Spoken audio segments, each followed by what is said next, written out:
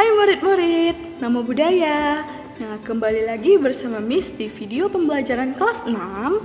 Nah, hari ini Miss akan membawakan materi pembelajaran kita tentang kisah panah yang beracun.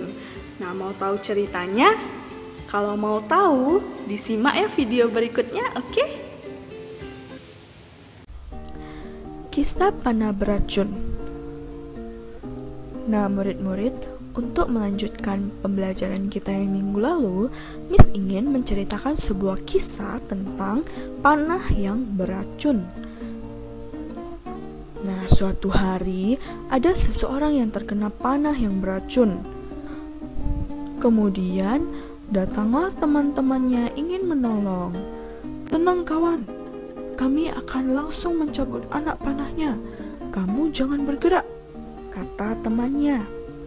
Jangan dicabut dulu. Cari tahu dulu siapa yang berani memanahku, laki-laki atau perempuan, muda atau tua, apa sukunya." Nah, kata si orang yang terkena panah tadi. Lalu temannya berkata, "Tapi sebaiknya panah ini dicabut dulu, darahnya semakin banyak yang keluar." Dan ia pun menjawab, "Tidak, jangan dicabut dulu. Aku harus tahu dulu, anak panahnya terbuat dari apa, kayu atau besi, panjang atau pendek. Aku juga harus tahu siapa yang memanahku. Apa alasan dia memanahku?" Nah, kemudian temannya berkata, "Kawan, anak panahnya harus segera dicabut.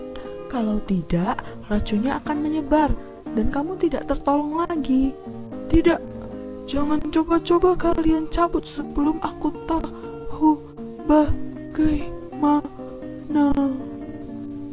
Nah, sebelum panahnya dicabut, ia pun sudah tidak tertolong lagi.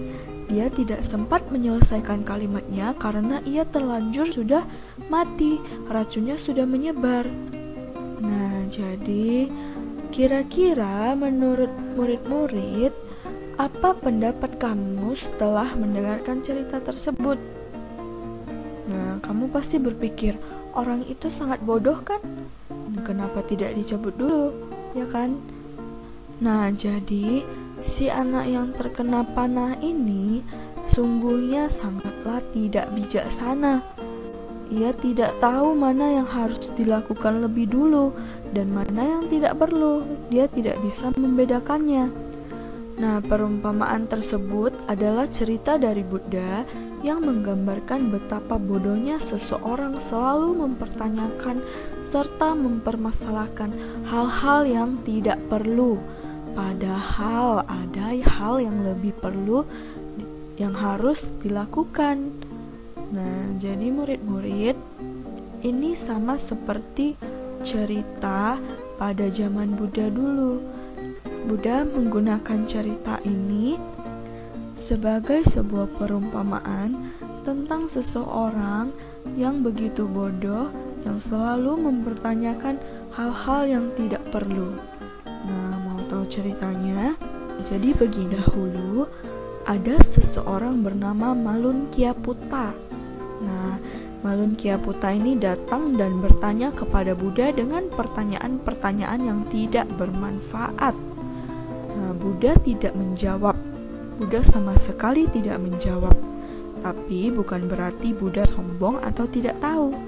Tetapi Buddha tahu, jika Buddha menjawab pertanyaan-pertanyaan tersebut, Malun Kiaputa akan semakin bingung dan tidak bertambah bijaksana. Makanya Buddha memilih untuk diam. Nah, anak-anak ingat ya, sebenarnya Buddha bukan melarang kita untuk bertanya. Ada hal yang memang perlu kita tanyakan kalau itu berhubungan dengan pelajaran dan kemajuan kita. Nah, Buddha juga mengajarkan kita semua bahwa ajaran Buddha bukan untuk dipertanyakan atau diperdebatkan, tetapi harus kita jalani. Nah, murid-murid, terkadang di kelas itu biasanya ada anak yang suka bertanya hal-hal yang iseng. Benar? Benar ya, pasti di antara kalian ada yang seperti itu. Terkadang juga ada anak yang bertanya lagi karena tidak mendengarkan penjelasan guru. Padahal sudah dijelaskan, tapi ditanya lagi. Ada? Ada. Kemudian ada juga sebagian yang tidak memperhatikan temannya bertanya, sehingga ia mengulangi lagi pertanyaan yang sama, padahal itu sudah ditanyakan oleh temannya. Nah, kemudian sebagai siswa Buddha yang baik, kita cukup mempelajari dan mengatakan apa yang Buddha ajarkan. Kita juga harus mulai melaksanakan ajaran Buddha. Nah, jadi murid-murid, bila ada masalah yang tidak begitu besar, tidak perlu dipermasalahkan. Nah, jadi cukup mempelajari dan menjalankan apa yang diajarkan oleh Buddha.